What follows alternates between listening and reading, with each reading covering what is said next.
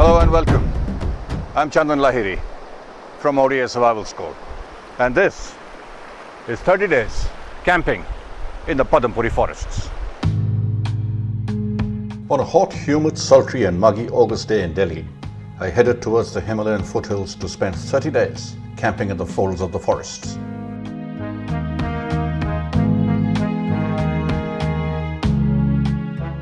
The 250-odd kilometer drive from Delhi to Haldwani, the last city in the plains, was uneventful except for the broken roads and incessant traffic. But once I started smelling the mountain air and had my first view of the peaks, anticipation rose quickly. Minutes ahead of Haldwani and then the railhead town of Kathgodam, I peeled off from the highway and started to wind towards the town of Bhimtal.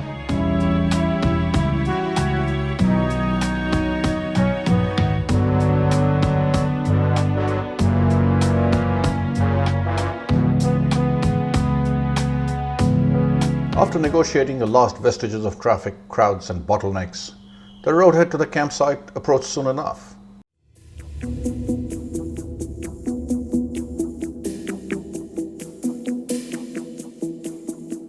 The camp was down the hillside, 12 kilometers ahead of Bhimtal or 30 kilometers short of Mukteshwar.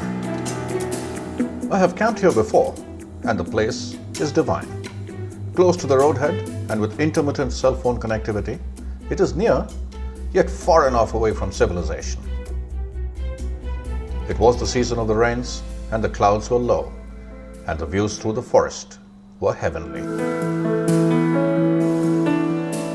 There is a small patch of flat ground between the river and the hill that makes for good camping ground. From the road, one can see and hear the river, but not the campsite. Car parked, the walk down the trail began. I do not like walking, but the gravity-assisted walk down the hill with the anticipation of camping for 30 days in the Padampuri forest took me less than 15 minutes. I was home. It was the monsoon season and we were greeted by dark clouds. The sun was hiding and that was to be expected. In any case, I enjoy watching the clouds play, as you will see repeatedly in this film.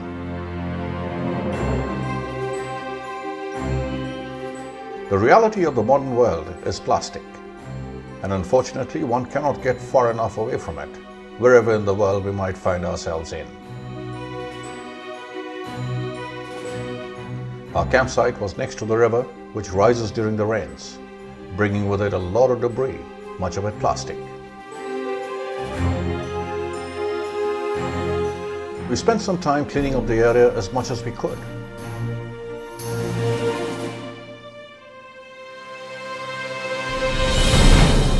When camp was set up, and I went on a walkabout to soak in the wonders of my new home in the wilderness. The hillside was lush, the trees, leaves, branches were washed clean in the rains. The grass was in all colors of the green spectrum. The water in the river was gurgling, softly flowing over some boulders, while negotiating others that the flow had to work around. The sound of the turbulence was soothing, and it was mesmerizing to just watch the river flow by. The rains had also enabled quite a few colorful wildflowers to sprout and bloom.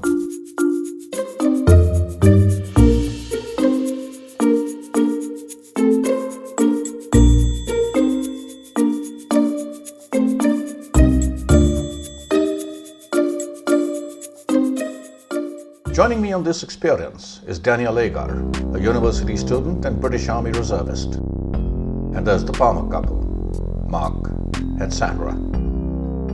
They run an outfit called Himalaya Off-Grid and are also an integral part of OTA Survival School. We soon realized that hunger was a reality and that we did not have any firewood. Sandra promptly became the provider and brought in a huge log. Mark volunteered to chop the potatoes and onions. Sandra went back into the water to try some net fishing. The wood that we foraged was extremely wet and incredibly dense. Everything was wet to the core. Daniel went about chopping thin slivers from the logs that we found.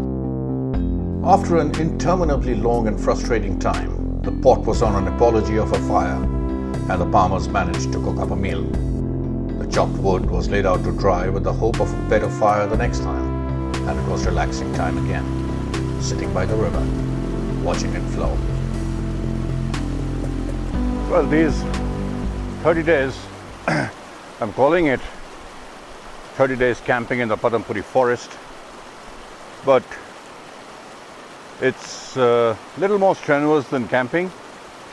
This is more wilderness camping, more extreme camping, almost verging on self-reliance, self-sufficiency. In the sense, most camping you would carry a lot of your stuff. In this one, what we are trying to do is get into survival mode, as if an adventure has gone bad and we are kind of surviving here. We have our tent and we have some basic rations, but we are planning to go through pretty major food, water and sleep deprivation. Not so much water. As you can see, we have this stream going by, so there's no dearth of water. There is a lot of water, but there is going to be pretty major sleep and food deprivation, which is what would turn this camping experience more towards a survival experience. Whatever you call it, it is still 30 days camping in the Padampuri forest next to the stream.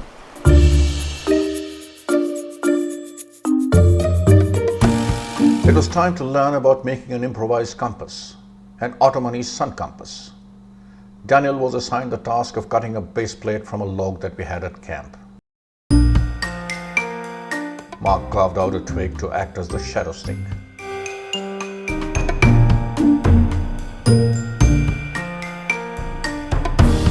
The Ottomani sun compass is a portable version of the shadow stick method, wherein the shadow cast by the sun is tracked to arrive at the cardinal directions.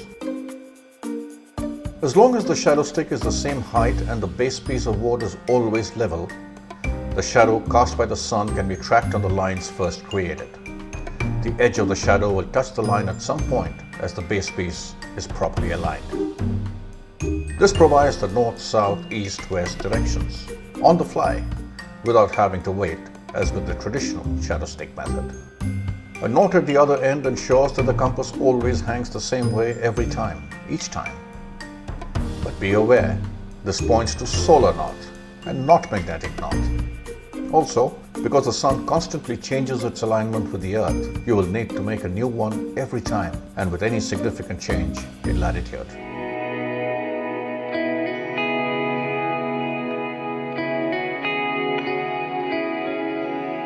Mark and Daniel decided to make an improvised bow, and Daniel went about cutting off a branch. Not the correct way, as he was told. Always chop a branch in the direction it is growing. Look at Daniel's satisfied smile as he manages to chop off a branch with a single stroke. Unfortunately, the branch was not strong enough to make a bow, despite getting lashed at the center, its weakest point.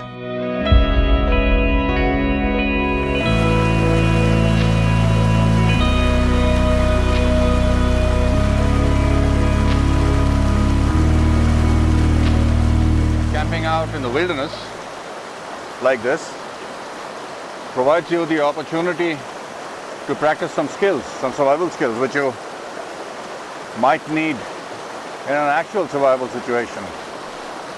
In a place like this, where you have contingencies, you are carrying your gear just in case you need it, you choose not to use the gear to simulate a survival situation. The four of us are trying to hone our skills, become a little better survivalists than we were when we came here. And this location is providing us the opportunity to do exactly that. Survival is all about innovations and improvisation. The more one carries in the head, the less one has to carry on the back. A gram turns into a kilo and a kilo into a ton when things go south. It is a good idea to learn to innovate and improvise so that tools and equipment can be made from stuff foraged from the environment. The more adept one gets at primitive living, the more minimalistic one can get when packing for the wilderness. One has to sacrifice the comfort of convenience for the comfort of a lighter backpack. And in that spirit of minimalism, Mark and Daniel prepare to go fishing. They had the hooks and the line. They modeled their rod from a length of broken branch. As they walk off looking for the fish, Sandra wades into the river in an attempt to learn to swim. She's certainly not new to water and actually swam reasonably well. If she lacked anything, it was probably a lack of confidence, particularly where she could not feel the ground underneath.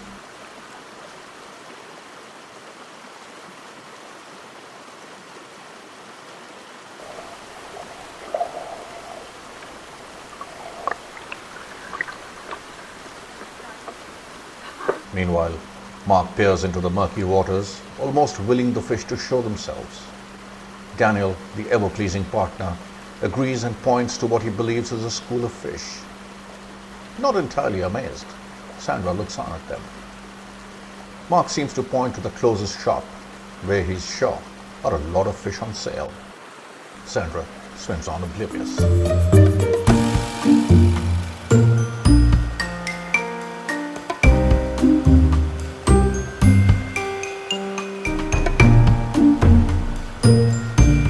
The two fishermen decide on a change of venue, and the effort continues for some time. In vain.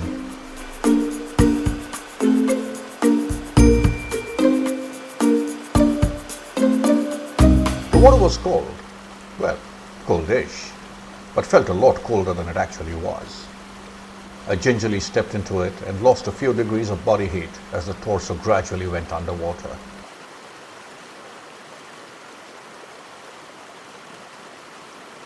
One small step in an attempt to float, and the cold water woke me up in a hurry. A sheepish look around to look for sniggering spectators, and I regained my composure. That did not stop me from continuing to be the friendly swimming instructor, though.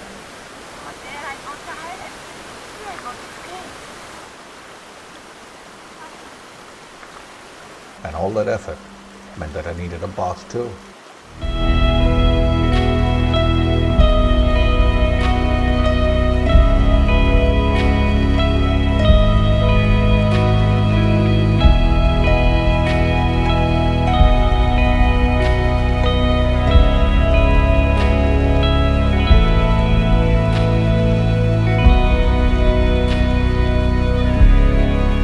That followed by sitting quietly, looking for the non-existent sun to help dry out. Hypothermia kills quickly, and wearing wet clothes is a sure shot way of bringing it on. It is much better to be naked, even in the snow, than to be wearing wet clothes. Hypothermia is caused by wetness, cold, and wind, and we were exposed to all three. Moreover, the sun was on holiday. Always take the proper precautions. If it is cold, get warm. If you're wet, get dry. If it is windy, find shelter from it. Stupidity and vanity can kill, and kill quickly. As I keep telling a lot of people, the 7 P's, not only for survival, but for pretty much everything in life. Proper planning, preparation, and practice prevents possible problems. And if we can manage to plan, prepare, and practice our survival skills at least, which is what we are trying to do here, maybe possible problems will get largely negated. Just remember the 7 P's of wilderness survival, or indeed of life. By the way, Mark and Daniel had not given up on fish and were determined to catch some. There are fish in the water. They are small, but they are there. Catching them was the challenge. Hobo fishing was just not working. Meanwhile, Sandra sunned herself while the two fishermen continued their efforts to catch the elusive fish. For me, it was cloud spotting time. Even though the sun was hiding, there were glimpses of a bright blue sky through the holes created by the playing clouds. And that brought hope of a sunny tomorrow. Time for lunch, and the Palmers took control of the kitchen. I doubt if they were having a friendly chat or a lover's spat, but it looked like a pretty intense conversation. I love the look on Mark's face as Sandra seems to storm off in a huff.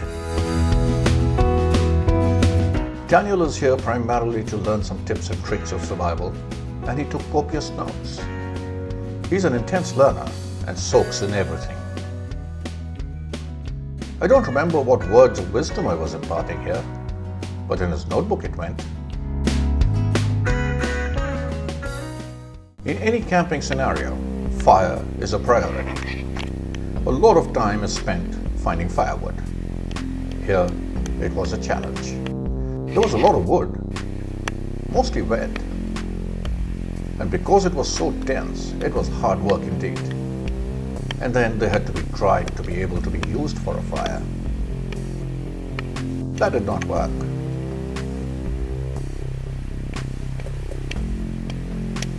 It was just about enough to cook a meal, and that was lit by Sandra most often.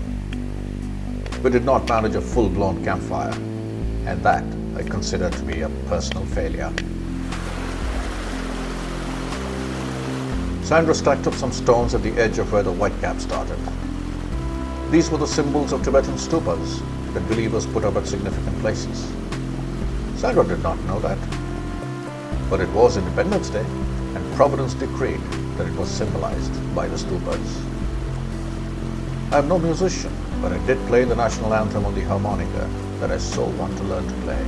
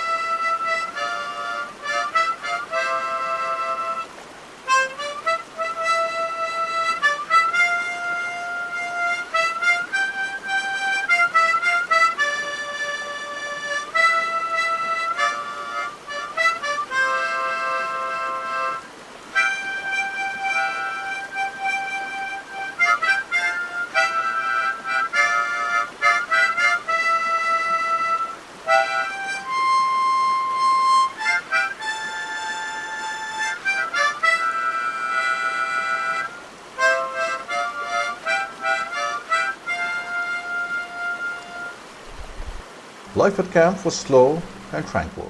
There was not much to do all day. Collect firewood and hope it caught, cook our meals, go for a swim once in a while, and generally take it easy. Camp started resembling home without the pressures of the modern world. And we had visitors in the form of a lot of butterflies. Colorful ones and the not so colorful ones. Some I thought were moths, but later learned that moths and butterflies are the same thing. And these butterflies somehow seemed to love me and would perch on me. It wasn't the salt from the sweat or the odor from many days not bathing or the sweetness I exuded. They just seemed to love me.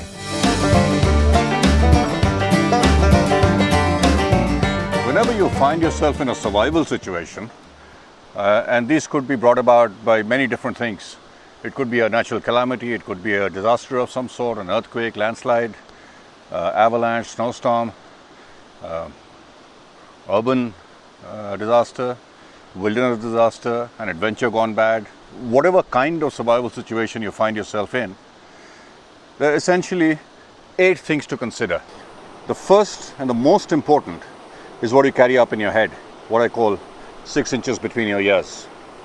If your attitude is not right, then the best of the gear, the best of resources, the best people around you, not going to help you, because you will panic, you will get frustrated, you will make life miserable for the rest of the group and definitely for yourself.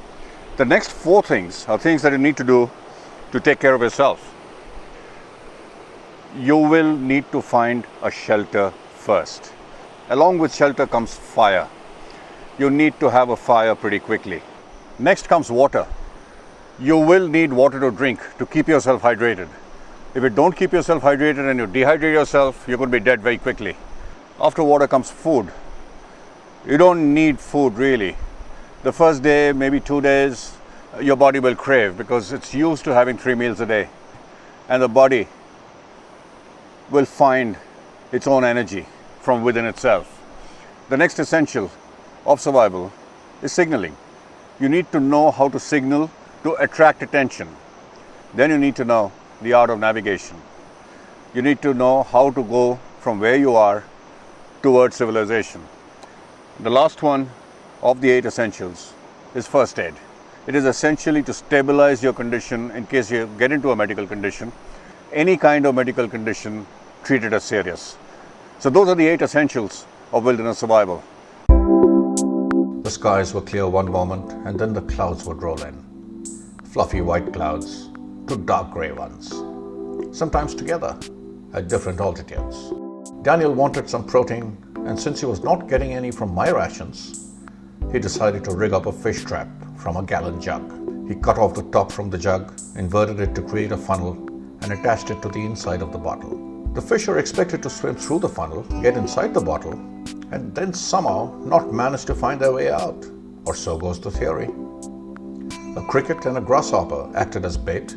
The trap was weighted down with stones. It went into the water, and the waiting game began. Maybe Daniel would get lucky this time. It was boat drying time again.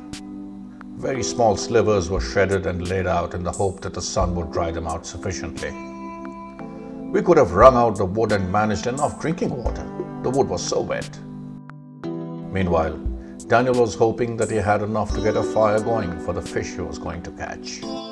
As for me, it was lazing around in my tent, getting my feet roasted in the sun. A couple of hours later, there was lukewarm coffee. All of us gratefully sipped the tepid brew, telling ourselves it was the finest cappuccino in the whole world. Mark humorously calls himself Barely Grylls. I'm nowhere close to Bear Grylls as a survivalist. I'm learning and will continue to learn for a long time to come. But I pride myself on the fact that OTA Survival School is a pioneer in India as far as survival training is concerned, and I like to share what little knowledge I have with whoever is willing to learn it. And it was time to rig up a figure 4 trap. It is a simple deadfall trap that uses 3 sticks, each holding the other together. The horizontal bait stick, once triggered, capsizes the trap. The deadfall falls on the unsuspecting animal, and you have dinner. Daniel then successfully put one together. The river flowed by and a butterfly perched on a rock. It was time for Daniel to check his fish trap. No luck still.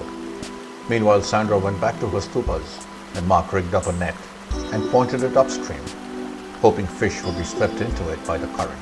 And it seemed like a pretty good idea, with so many fish swimming by.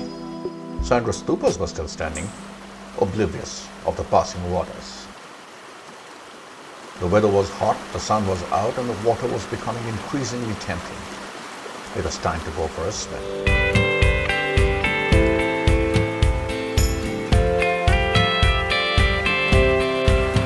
Mark says he's a swimmer from the surface to the bottom. But here he was teaching Sandra the backstroke.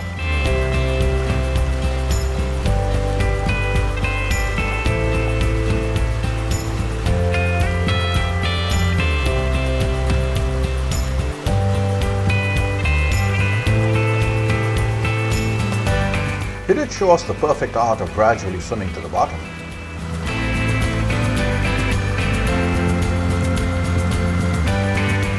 And then the show-off in him had to dive into the water from the shore. Seeing the sniggering faces around, he upped his game and climbed up the banks about 4 feet. After a few minutes of trepidation and last-minute instructions from Daniel, he jumped right in with the biggest splash this river has ever seen.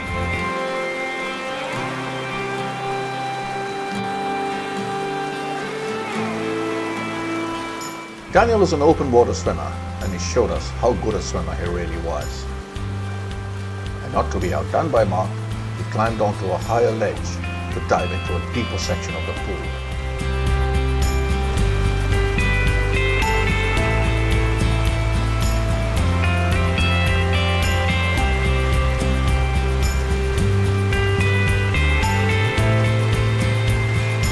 Not once, but twice. And no, Mark did not like being outdone. The river was our playground for some more time till the chills came on, but being in the water was absolutely wonderful and took our minds away from the lack of firewood, inadequate food, and tepid coffee. After showing Mark off from the diving stone, Daniel finally had more success. He managed to trap one fish, which was soon joined by Fred the crab and his larger friend Frank. Frank turned out to be a hunter and promptly dispatched Daniel's fish to its maker. No worries. Daniel went about gutting the now dead fish, preparing it for the pot. If we look at the psychology of survival, which is what goes through people's minds, how they deal with it, how their mind reacts to the situation they find themselves in. What I've found is it's not so much fear, it's not so much frustration, it's not so much self-guilt. The one thing which affects most people is hunger, and which is surprising because the body doesn't need food to the extent that we think it does. Back in the city, we are used to getting up in the morning, having a cup of tea early morning, having breakfast, then lunch, dinner, snacks thrown in the middle. We have 5, 6, 7, 8, 10 meals a day. And so the body gets used to that. So whenever it's time for a snack, you salivate and your body tells your mind that you need food, that it's time for a meal. Moment you come out here, hunger is the first thing that affects people. I need my cup of coffee in the morning. I need my cup of tea in the morning as I wake up. And when you don't get that, people start getting cranky, people start getting irritable. This hunger is an issue that they have to deal with consciously, and many people can't. What Daniel and me have done over the last 8 days almost, we haven't had anything solid to eat by choice. And after the first 2 days, that was tough. You know, we were feeling lightheaded, and there was a head rush whenever we wanted to do something, bent down. And after the first 2 days, the hunger pangs kind of went away and we were just flowing through. We haven't missed food, but we certainly will. I mean, we will get weaker and weaker and weaker. So in the psychology of survival, the first thing that I see affecting people is hunger, and that's something they can't seem to deal with.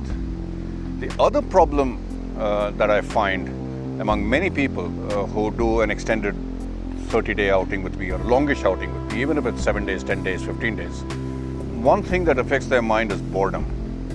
And boredom is something that can become vicious. And then you start feeling irritable again, like hunger pangs. You feel irritable, you don't know what the hell you're doing here. You want to get back to the city, you want to get out of this problem. I don't want to be here anymore, let's go back to the city, cut it short. So boredom is another issue. You need to be able to find something to do. That is one. Two is you should be able to just sit and be tranquil within your own environment that's in the mind and in the environment you find yourself. But if you can't deal with that, and if you can't make that progression from boredom to enjoyment in the environment you find yourself in, life will be so much more difficult. You need to be able to deal with these two things. Know that they're going to happen. First is hunger. That's going to happen. Don't get upset. Just go with the flow and see where your body takes you. The third thing some people have, most people don't, is the fear of the unknown, particularly when you're zipped up in your tent at night, everything is dark and you hear sounds. That's the fear of the unknown. Most people get over that in the first day or two. But hunger and boredom, these are two issues you need to deal with in the psychology of survival.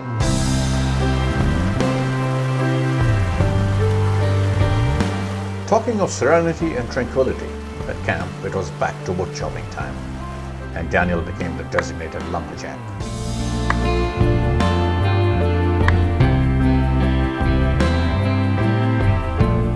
Don't miss Mark looking at him sneakily from behind the tent. The wood looks dry enough, even though the density is evident. But there was something wrong. It just would not catch a flame. It would get hot, start to smolder, and then for some reason go straight to cinder without lighting up. Meanwhile, Daniel labored on. Finally, taking pity, wrap towel and all, Mark decided to lend a helping hand. It's the wood that is dense, Mark. Nothing wrong with the axe. The gallon jug was not proving to be very successful. Daniel made 3 similar traps using 2-liter bottles. He also made a funnel with rocks, trying to coax the fish to enter the trap. The fish were just not interested, and we did not get any protein. That evening, we bid goodnight to a relatively clear sky with intermittent rain clouds. We could see rain across the hill, but it always passed us by. Not this time. It rained quite heavily in the night, and everything was soaked in the morning. The skies were clear though. The sun actually made a presence. The birds were out, and Daniel caught up on some reading. I took the opportunity to talk about knives. One of the most difficult things to improvise out of what you can forage or salvage in the wilderness is a cutting tool. Please always carry a good knife with you. According to me, a good knife is one that gets the job done. Very simple. What I do carry, however, are a bunch of knives. This is one knife which is always on my belt, and there's a lot of stuff, everyday stuff that you can accomplish with a knife like this. Always keep it hanging from your belt. The other one which is always hanging from my belt is a Swiss tool. Now the advantage of this is it's got many different tools. It's got screwdrivers, chisels, awls, knives, all kinds of things, can openers, bottle openers. And what I find particularly useful and what differentiates this one from a typical Swiss Army knife is the set of pliers. When you have to accomplish shelter, for instance, or firewood, another essential tool is an axe. This is a little heavy, so it might be a pain to carry it all the time, but this is a good axe to carry, something like this. Along with wood cutting, this is another essential tool which I have found to be invaluable. This is a folding saw. It can saw through wood in a jiffy. In fact, Mark has knighted it, this particular one. He now calls it Sir Cuts a Lot. This is an invaluable piece. Always keep a folding saw in your pack. The other thing which I have carried this time but I haven't used is this guy. It's a cold steel kukri. A kukri, as you might know, is used by the Nepalese and the Gorkha soldiers of the Indian Army, indeed the British Army. I just procured this, and I brought this along just in case, but because I had the axe, I did not need to use this. So this is an extra piece of equipment in my gear, but if I did not have the axe, this would be useful. This would do pretty much what the axe does. So these are the cutting tools. You have a choice of brand, you have a choice of size, color, design, all kinds of things, but essentially you'll need some kind of a cutting tool. Never ever forget a good knife. Never take chances with water in the wild. Drinking straight from the source can become deadly, since water contains so many deadly nasties. It is imperative that water is purified before drinking. The Lifesaver bottle is arguably one of the best pieces of equipment one can carry. It cleans out all bacteria and viruses and is a combination of a purification device and a container. It is a boon to carry one, and it is easy to use. Just unscrew the bottle at the base, dip it into the sauce, scoop out the water, and screw the bottom back on. When you need to drink, give it a couple of pumps, pop the teat, and bingo, fresh, drinkable water. No need to wait for minutes or hours as with some other purification methods. I also use it to fill up my secondary water container. It is extremely convenient. But I do have a beef with the design. Look at the cap. It broke off some months ago. Not good, since there is a tendency to lose it, and when that happens, the teat from which one is drinking is exposed to bad water. The second problem is with the pump itself, possibly the most used part in the bottle. My bottle is banged up pretty good and parts are broken off, and other pieces are threatening to fall apart. The third problem I have is with the sponge. It tends to fall away from inside the bottle. This cannot be good when one is collecting water from a fast-flowing source and the sponge decides to part company and flow away without any chance of recovery. For a bottle that is supposed to purify 6,000 liters of water, the material used can certainly be of more robust stuff. Mine has not even done 1,000 liters, and it seems it needs to be replaced before my next outing. But otherwise, a wonderful product. Daniel has been using the LifeStraw. It is just a purification device and does not double as a container. It has to be immersed in the source water or in a container to drink.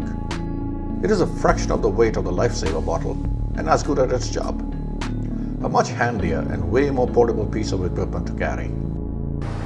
The other filtration device that one can use, which is smaller than certainly the Lifesaver bottle and even smaller than the LifeStraw, is the Mini Sawyer. This guy. It's only so big, 4 inches or thereabouts, and it's called the Sawyer Mini. And the advantage of this is it's light, it's extremely portable, and it cleans out much of the nasties from the water. And the other advantage I find with this one is this part of it, which is where the water source is.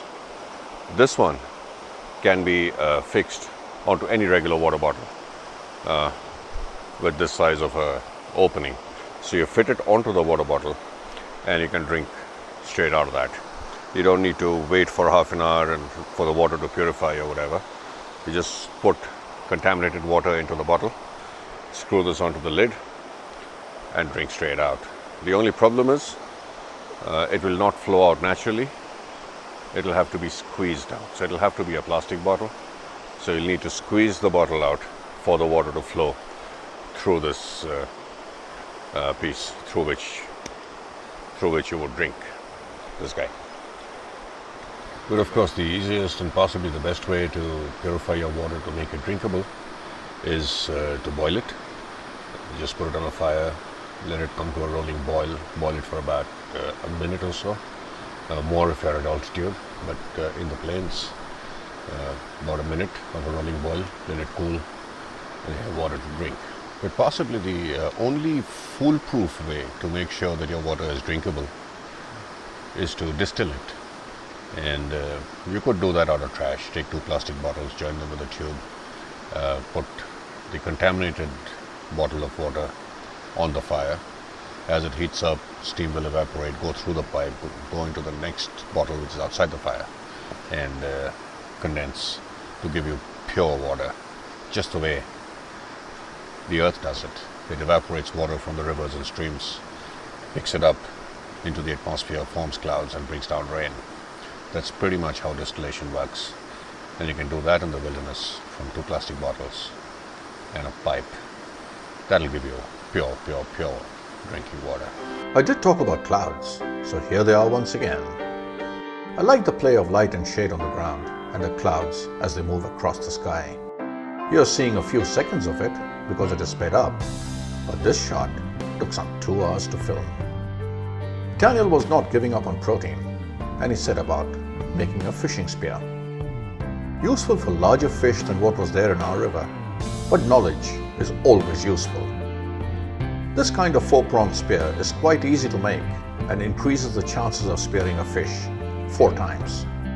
He wasn't giving up on any kind of protein and laid some bird snares out too. One day the rain decided to visit us. Pitter-patter, but stronger than the drizzle we got once in a while. It seemed strong enough for us to check and fortify the tents and the tops. The river turned brown with silt and we waited for the sky to open up. It didn't. We sat around for a while, but nothing happened, except that some critters came out to party. There was some kind of ticks or mites or lice right outside the tent, on a rock, and they did not look good. The camera was too close to them, and I could not capture them in sharp focus, unfortunately. And caterpillars, and leeches. I decided to go for a short walk through the forest. This is what I was accosted with.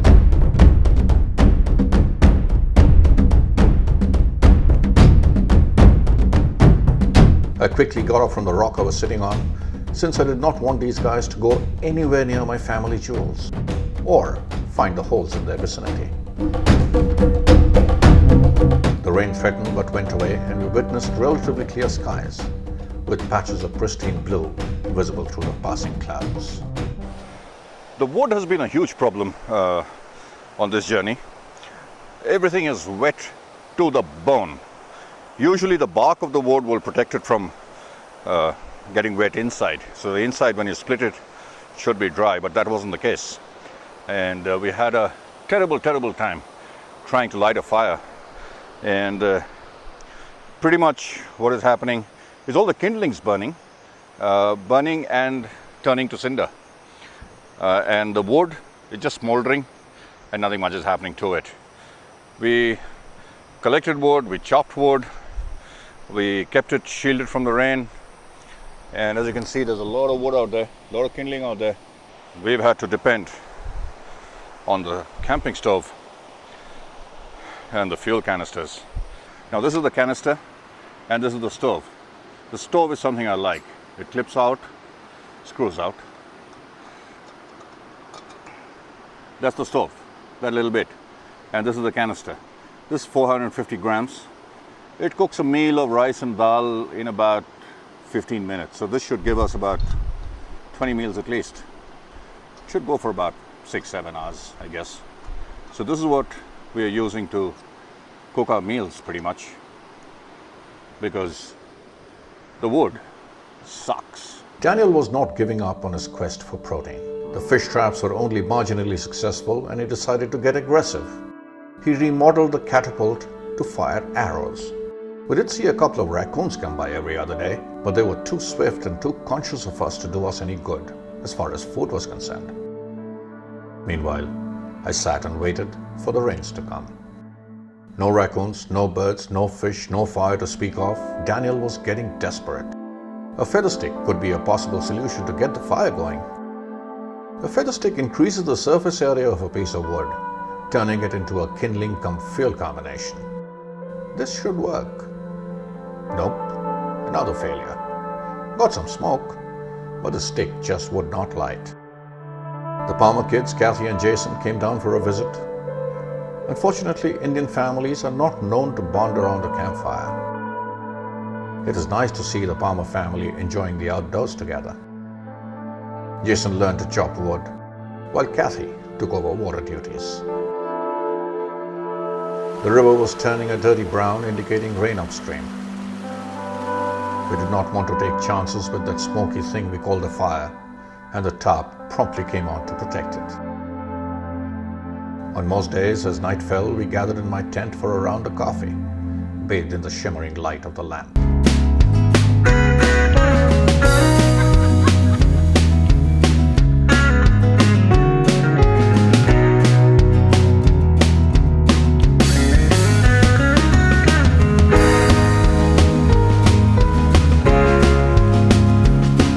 While the kids enjoyed themselves swimming in the river, I spent the next few minutes cutting a branch to make what is called a rabbit stick. It is just a stick thrown at a rabbit or other small animal to stun or to kill it. Sir Cuts-a-Lot found employment. Release the stick so that it flies horizontally to the ground, not vertically. This increases the kill zone. Then it was time for some target practice. This was a little heavier than what I would have liked, but we did get to throw it at a bottle that was masquerading as a rabbit. There is a technique to throwing it for maximum effect. Body weight coupled with upper body momentum and a wrist flick. Mark managed to hit the target and earned himself dinner. And then it was time for the catapult. Mark was an exceptional marksman and hit the target pretty much each and every time. from almost 20 yards away. Remarkable, and I felt sorry for any bird that might be in his sights. Well, it's been a good time so far, but I've got into a bit of a medical condition. Despite all the leeches, spiders, caterpillars, all the other creepy crawlies, what did me in was a piece of wood. It was a piece of wood which had this milky sap in it, and we were making a rabbit stick, and we were target practicing, and this was about 4 or 5 hours ago, and I think a bit of the sap, when it hit the wood hit the ground, it might have splattered into my eye, and I don't know if you can see it. I've been leaking like a sieve and draining liquid truckloads ever since then. The eye was burning pretty bad a couple of hours ago. Now the burning seems to have stopped, but every time I blink, it burns again. It's pretty uncomfortable, and I'm hoping sleep will do me good if I close my eyes and keep it shut for, as you can see, if I close my eyes and keep it shut for a while, it's a little more soothing. I'm hoping a good night's sleep will do me good. If not, I'll need to take a call whether to bug out and see an eye doctor to see how bad this really is. If it doesn't clear out by tomorrow, I'm taking a call. Just a piece of wood. It's the one with a milky sap. Be very careful of all plants which have got a milky sap. Those can be very injurious to your health. I'm not comfortable, believe me.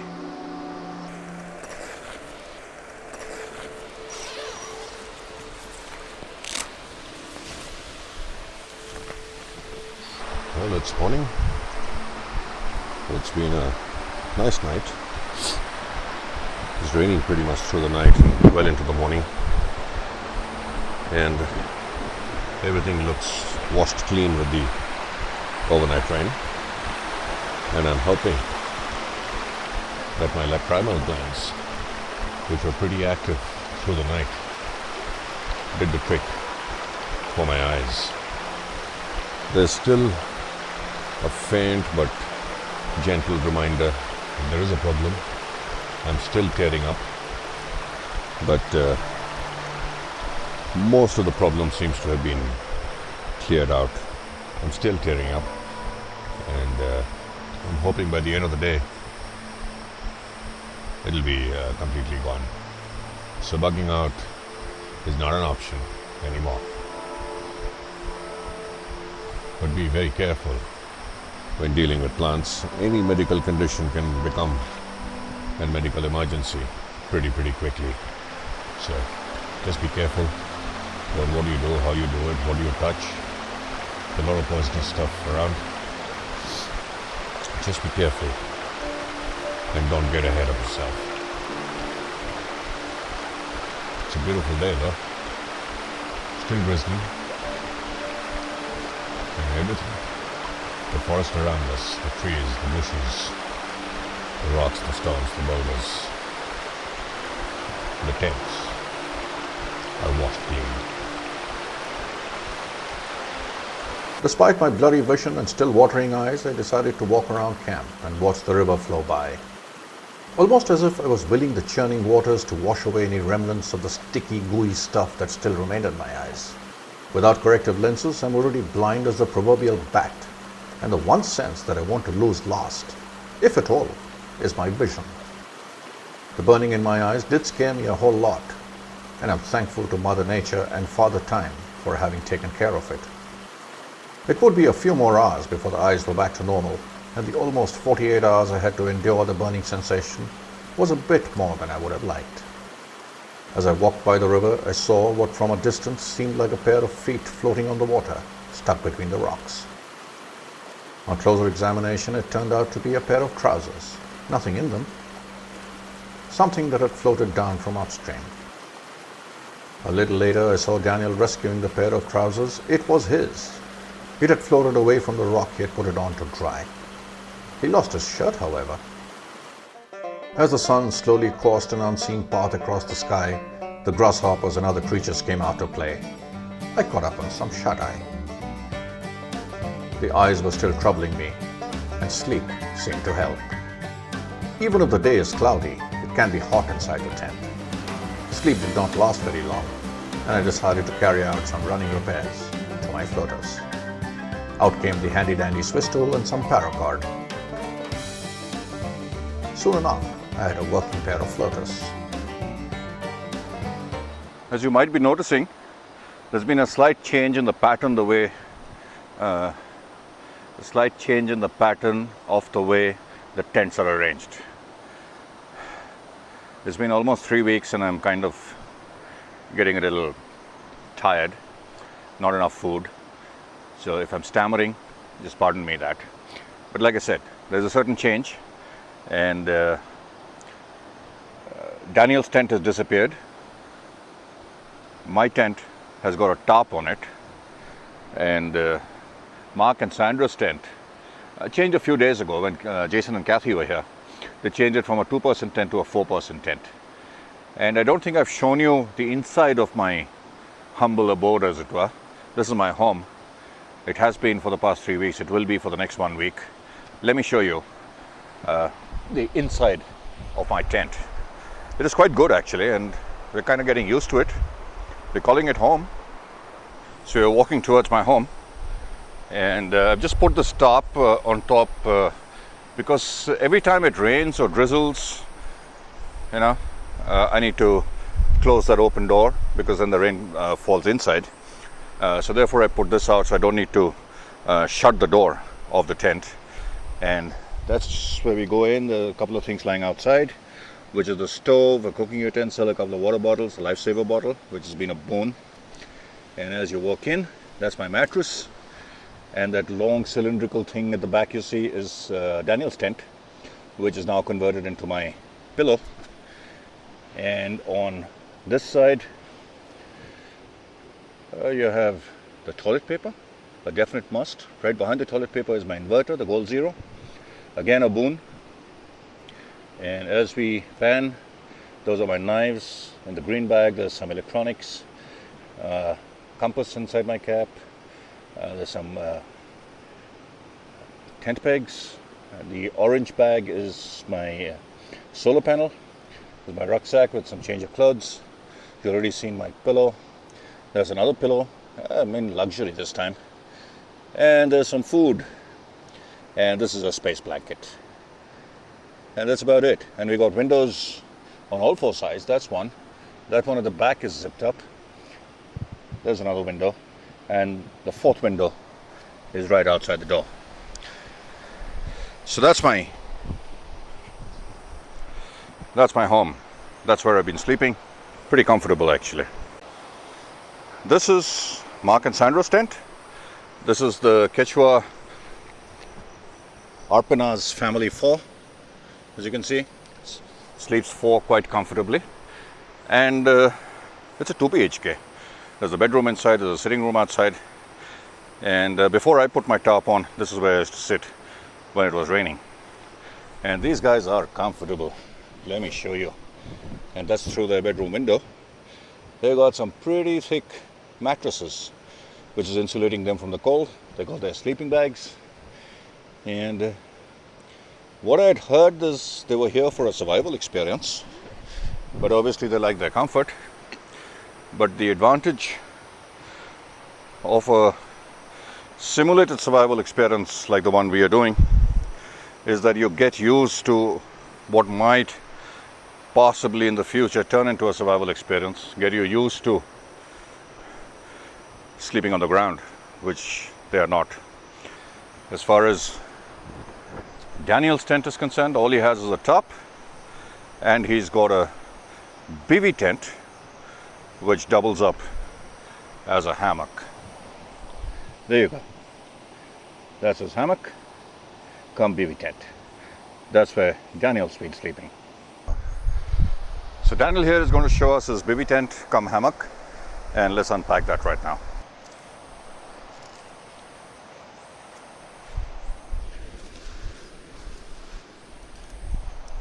And that's pretty much how the tent is setting up. We've got the poles coming out. The poles go into these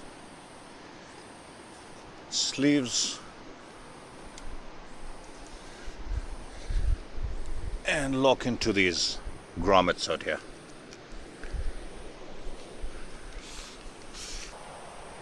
And you pull that end down, peg it in,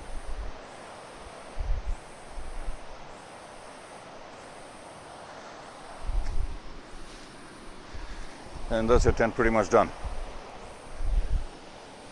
And if you want, and you don't want it to move around at night, I guess you could put a couple of pegs into the grommets on the four corners. It's not going to move anymore. Take a walk around, and you got a mosquito net, which if you do not require, you can unzip and sit just for that, or I guess take it off completely. And that's what the tent is all about. And of course, you could put a tarp on top of it to shield you from the sun or the rain or the snow or whatever. And how would one turn this into a hammock? So, as is basically, that you've got these. I'm doing just a bit of a pain, but that's. You just pull that, this goes around the tree? Yeah, this is like a sliding rope system. Oh, okay.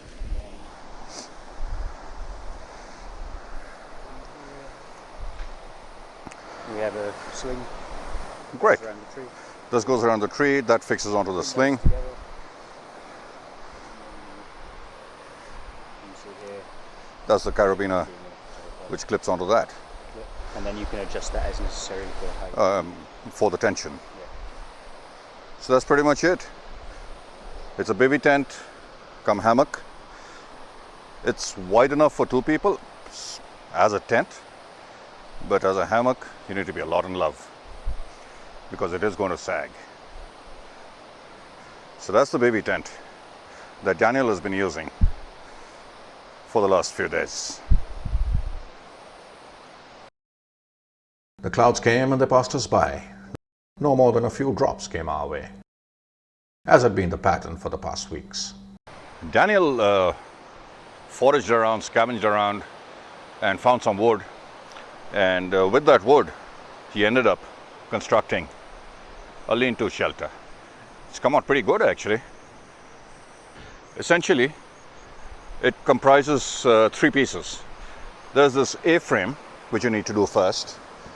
This A-frame.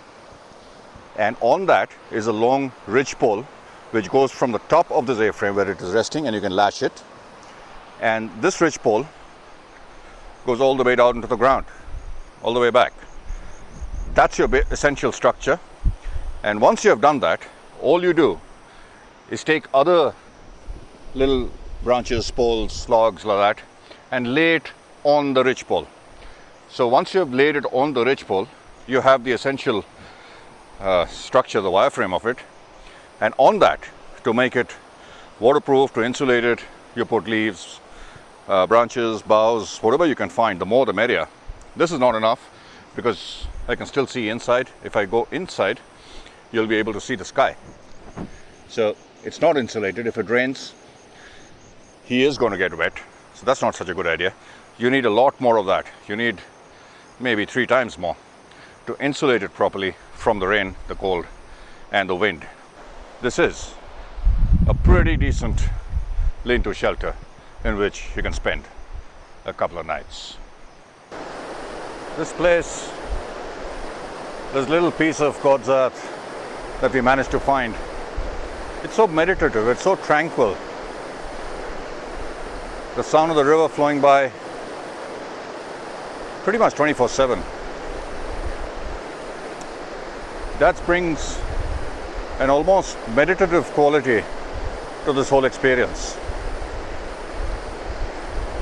It's good to sit down somewhere quiet. Every place is quiet, but it's good to sit someplace and meditate. That's what this place brings out in me. One question I keep getting asked a lot, and that is, you film so much and you have your phone, and so how do you charge your batteries? That's a question that comes up pretty regularly because I am here in an extended period. So my batteries are going to die out.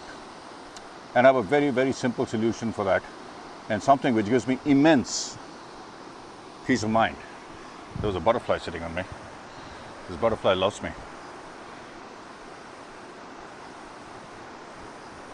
And again, I don't know if I can see it. There you go. That's the butterfly. Anyway, so something that gives me immense peace of mind whenever I'm off grid, whenever I'm going out somewhere where there's no electricity and there's no possibility of charging batteries using regular power outlets, and that is this baby. This is the Goal Zero Yeti 150, and this is my inverter.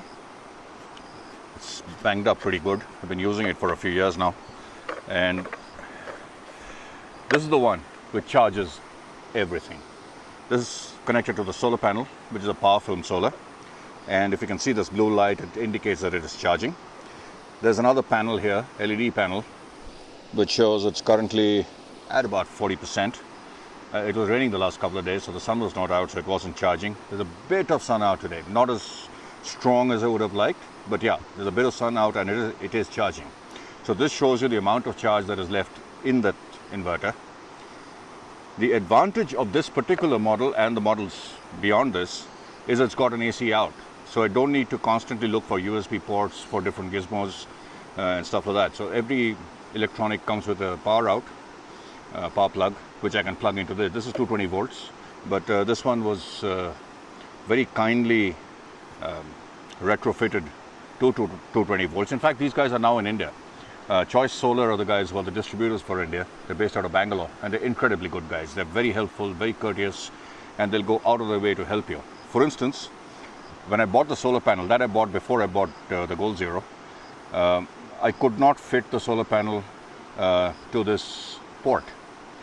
And I tried everybody. Then I spoke to Goal Zero, sent them some pictures of the port from the solar panel, and they sent me this cable.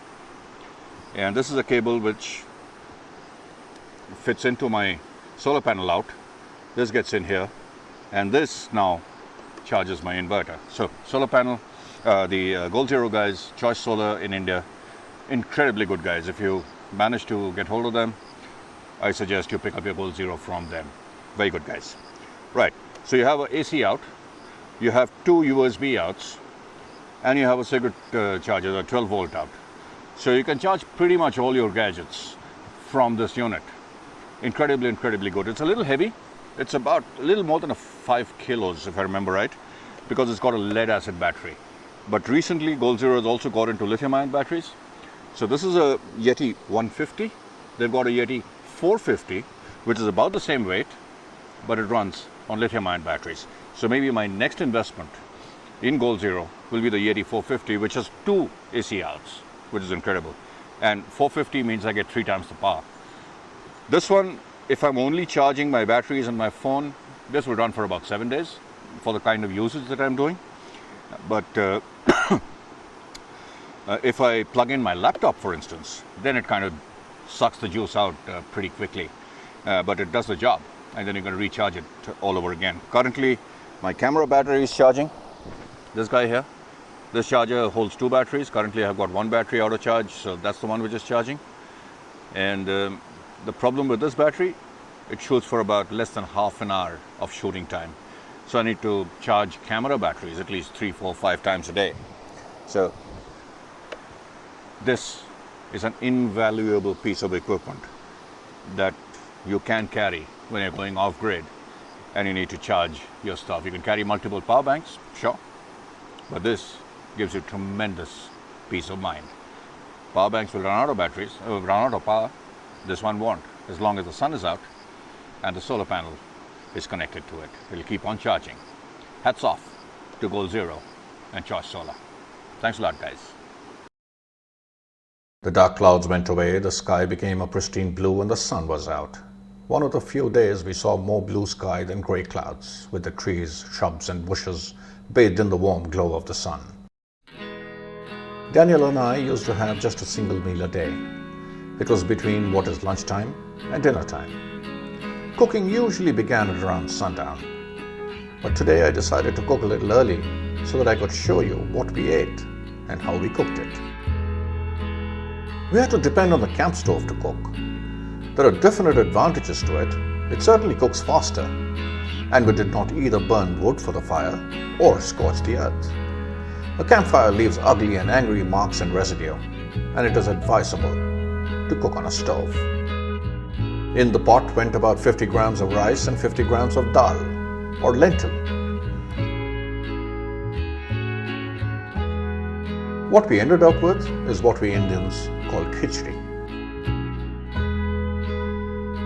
No salt and no protein, but what added taste were a couple of chicken soup cubes. And less than 15 minutes later, dinner was ready.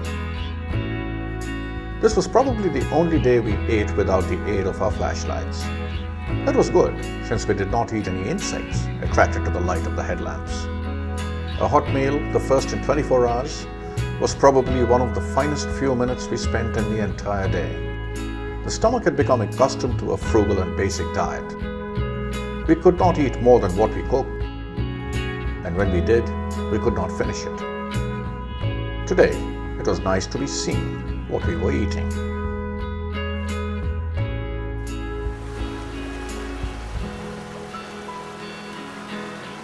Dinner done, it was time to do the dishes. Again, this was accomplished in the dark. No fancy detergent for us. A dab of sand did the trick every time.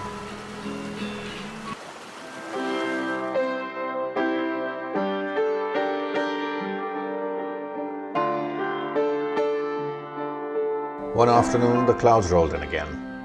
Soon after, we heard the pitter-patter of raindrops. Under the awning of the tent, we parked ourselves, half believing that it was another day, hoping that the rain would finally come. It grew steadier and became a full-fledged downpour. We were prepared to wait it out, knowing the history of the past few weeks. Quietly, we sat under the cover of the tub, watching the rain and listening to its rhythm as the raindrops splattered on the ground. The clear waters of the river changed to a muddy brown. But that was expected because of rain upstream. It had happened before. But as a couple of hours went by, puddles formed at our campsite. There was nothing much to do except to wait it out. Time to catch up on some rest. I had removed the tarp from my tent because it did not have enough headroom, and now I was stuck inside my tent, all zipped up, with no view of the outside. It has been raining since last night, about 8 o'clock, 8:30 last night, all the way through the day today, and it continues to rain. And as you can probably see, the river has turned into a chocolatey brown. And not only that, it is overflowing its banks. If you see that area, that is where we used to wash our dishes, and now it has moved in almost 10 feet. And all this area, which used to be dry yesterday, is now underwater. The river's risen at least by about a foot, and Sandra's stupas have been washed away. There's debris floating by, and those two rocks which used to be next to the slanting rock out there, the two rocks out there, those are underwater. The current is much stronger, and obviously there's a lot of heavy rain happening somewhere upstream. The river certainly is looking much angrier than it was yesterday. And if we look right next to camp, we have a fresh new waterfall. The camp feeding water into the river, and I suspect there are many more of those up and downstream.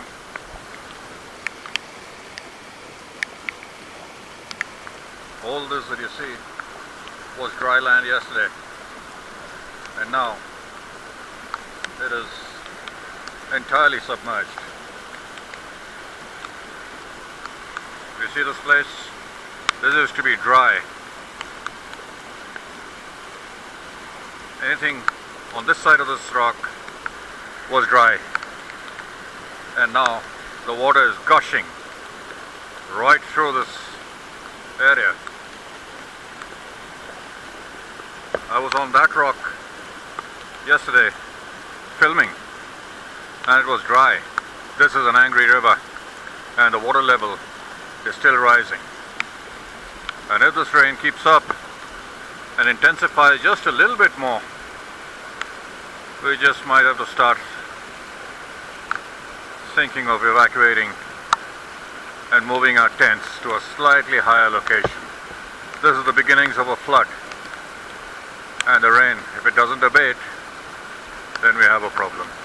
Oh, there's another waterfall up ahead. That's where Daniel was jumping off the cliff. I don't know if you can see it, but there it is. Right up there. That's where it is. That's another waterfall. Just keep a watch on that log of wood. That's been there forever. And when we first came in and set up camp, that log of wood was almost 1.5 feet above the surface of the water. And now the water is almost kissing its bottom. The reason that my voice might be a little muffled is because I'm not using the audio recorder. Since that is not waterproof, my camera is. And I'm hoping the camera can pick up the audio and at least make it audible to you.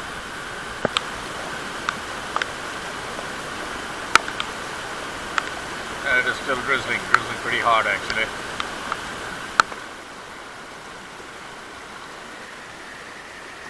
We watched as the current increased and the river rose. The kitchen sink disappeared and the kitchen itself was under threat.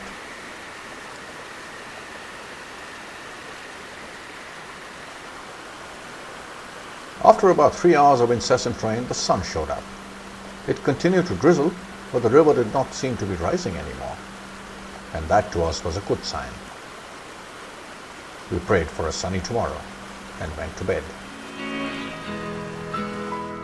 The next morning we woke to a fairly clear sky. The clouds were there, but not as threatening as they were yesterday. The river was still swollen, but had not risen too much overnight. We took that to be a good sign, but by afternoon the rain started in right earnest all over again. There's the next afternoon, and as you can see, we are still under the awning of this tent, and it's still bucketing down. And the sun, which came out yesterday evening, and bits of specks of blue that we could see in the sky, was a sense of entirely false hope.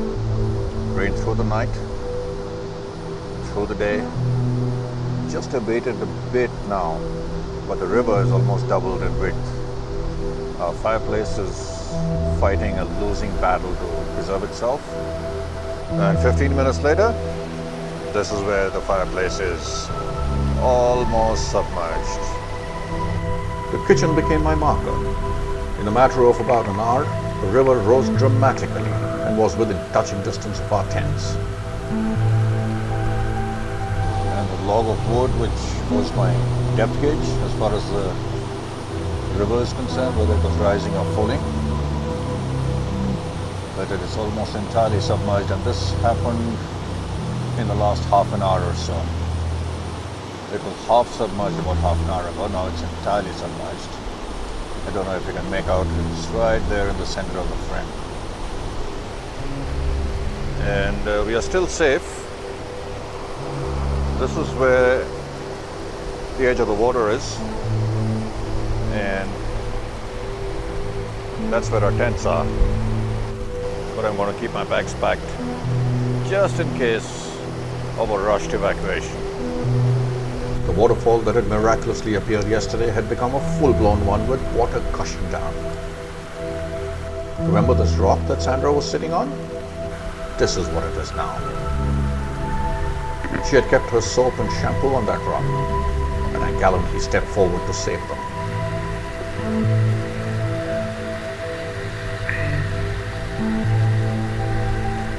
Ten minutes later, the rock was submerged. This was getting desperate. The river was rising and rising fast. It was already early evening and we had to take a call. If the river rose at the speed that it was, soon enough we would have water inside our tents. A simulated survival situation was fast becoming a real-life one. First rule of survival is to save yourself. We did not wish to take a chance with the river in the middle of the night when we just might find ourselves swimming in it, with no place to go. The call was made and we decided to bug out. The river was impossible to cross. Ankle-deep water had turned waist-deep. Even the slanting rock where Sandra had built her stupa, the base of which used to be just above the surface, was entirely submerged. The current was strong enough to sweep us away if we attempted a crossing. There's no point in false bravado.